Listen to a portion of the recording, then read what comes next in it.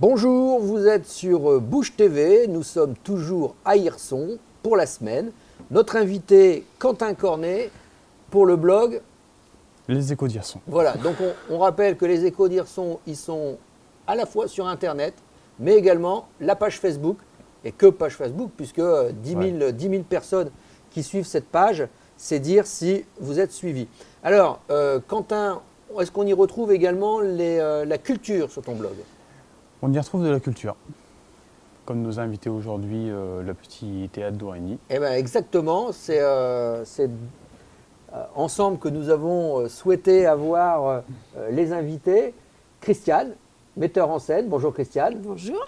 À côté, Jean-Claude, qui est chargé de communication, c'est bien ça? Non, oui, il est président de l'association. Président de l'association. Et nous avons Stéphane en face de nous, que nous interviewerons tout à l'heure en tant que représentant des comédiens. Voilà. Alors, Christiane, puisque c'est vous qui avez le micro, on va commencer par vous. Si vous pouviez nous récapituler un petit peu l'existence de ce petit théâtre. Il est né comment? Il est né quand? Comment ça vit tout ça? Alors, l'origine du théâtre, en fait, c'est Alain Pinquès, donc mon mari, qui a créé cette petite troupe.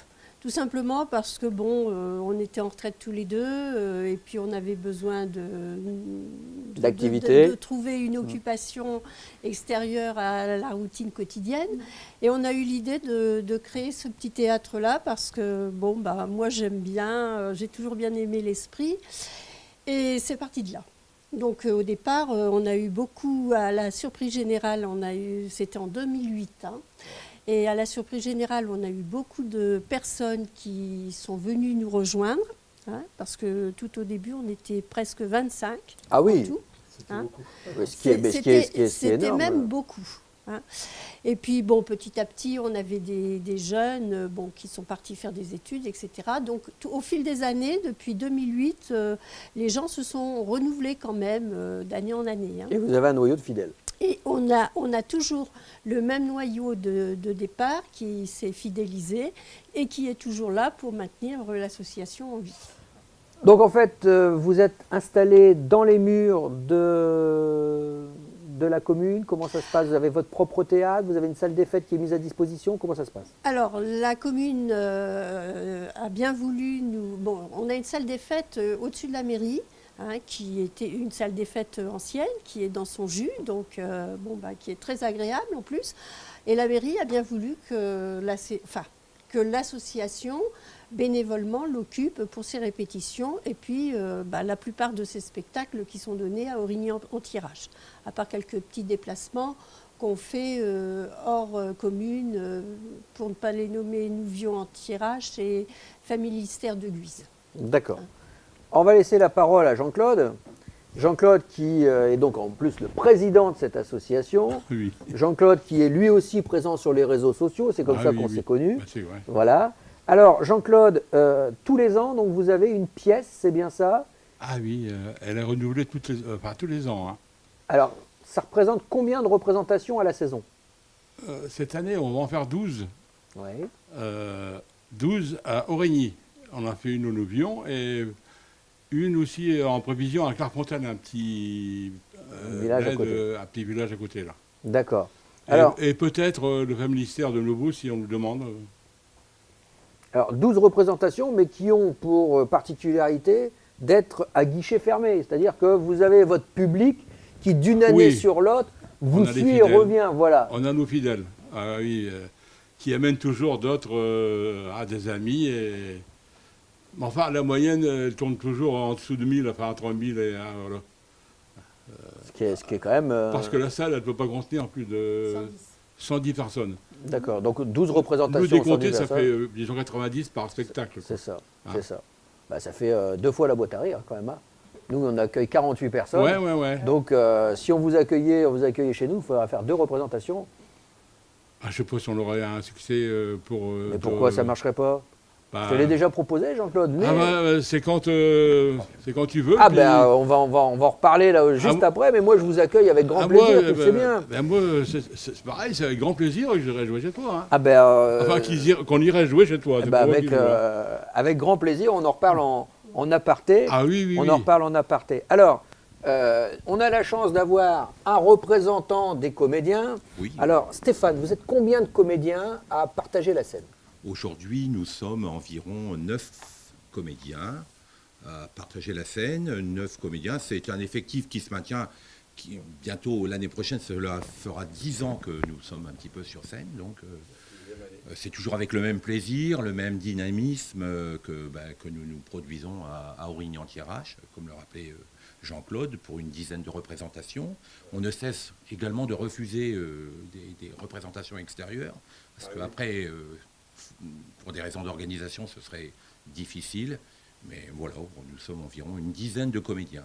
D'accord, donc en fait, vous êtes sollicité régulièrement pour pouvoir aller jouer ailleurs, quoi. Voilà, beaucoup de communes aimeraient que l'on vienne jouer dans leur commune, un petit peu pour étoffer le programme des Bien fêtes sûr. de la vie communale, quoi. Et là, c'est pas possible, vous pouvez pas.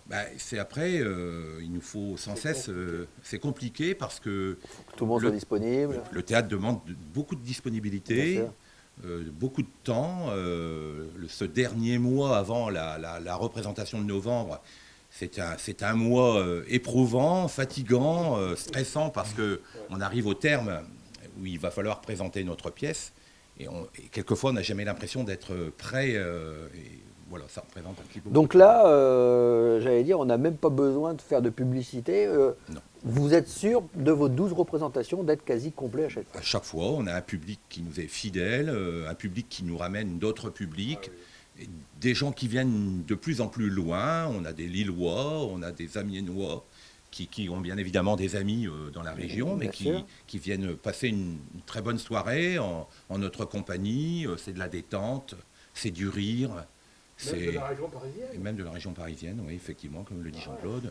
Et puis nous, les comédiens, c'est toujours avec beaucoup de plaisir qu'on joue. On s'amuse autant sur scène que dans les coulisses, parce qu'il y a une vraie dynamique de groupe. Bah, justement, on va C'est une sacrée ambiance. on va demander à la metteur en scène, justement, cette alchimie entre les uns et les autres. Ça se passe vraiment très bien, ou de temps en temps, il faut pouvoir regérer un petit peu les caractères des uns, des voilà. autres? Je crois que de temps en temps, quand même, la difficulté est là, c'est qu'il faut savoir regérer Les égos. les égos. Alors, surtout les égos féminins, moins masculins, on a moins de problèmes.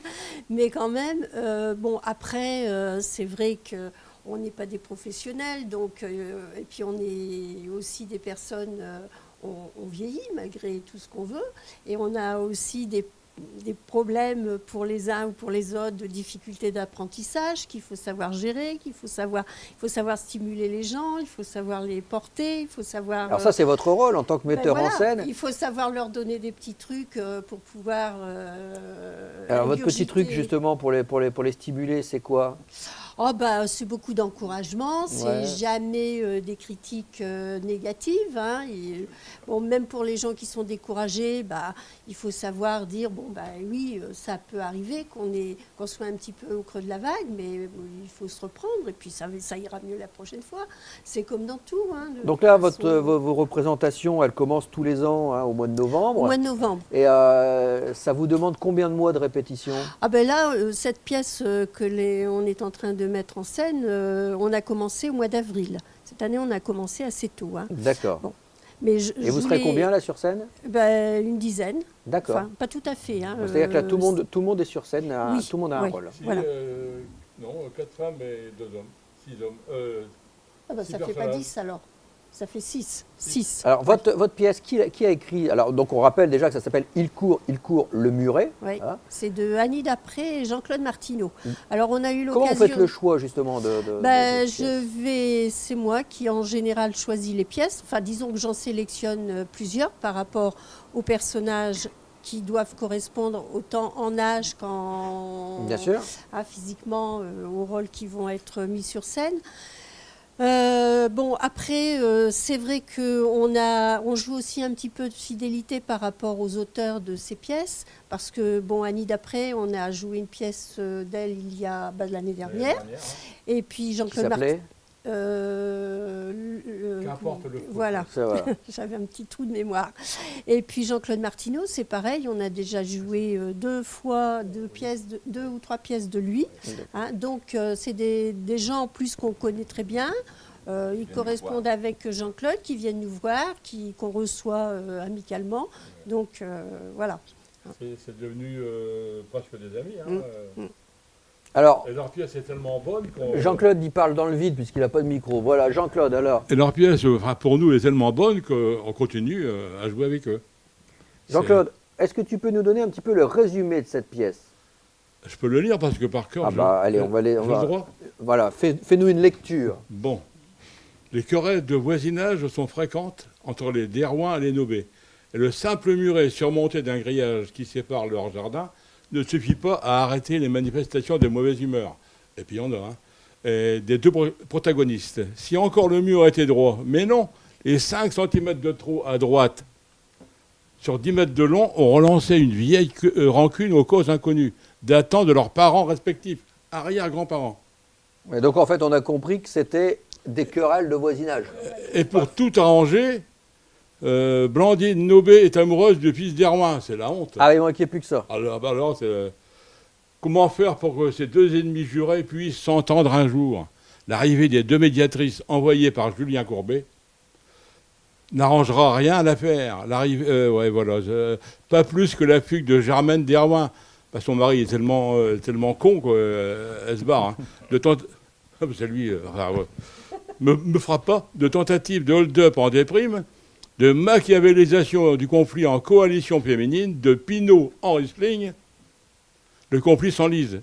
Et il faudra un événement inattendu pour qu'enfin le climat s'apaise de chaque côté du muret. Mais Derouin et Nobet sont-ils vraiment réconciliables? Vous le saurez en allant voir la pièce, voilà. Tout simplement. Bien, eh bien écoutez, je vous remercie d'être venu nous présenter votre pièce. Je vous souhaite en tout cas beaucoup de succès comme chaque année. Et puis ben, j'espère qu'on aura l'occasion de vous avoir à Saint-Quentin avec une de vos pièces. Moi je suis d'accord, si tout le monde est d'accord. Eh bien il n'y a pas de souci. Quentin, nous on se retrouve demain. On se retrouve demain, oui. Voilà, donc demain, eh bien, nous parlerons d'entreprise, puisqu'on sera avec la maison d'entreprise de Thiérache et de la Serre. Moi, je vous souhaite une excellente fin de soirée. Merci à toutes nos équipes qui ont réalisé cette émission. À demain.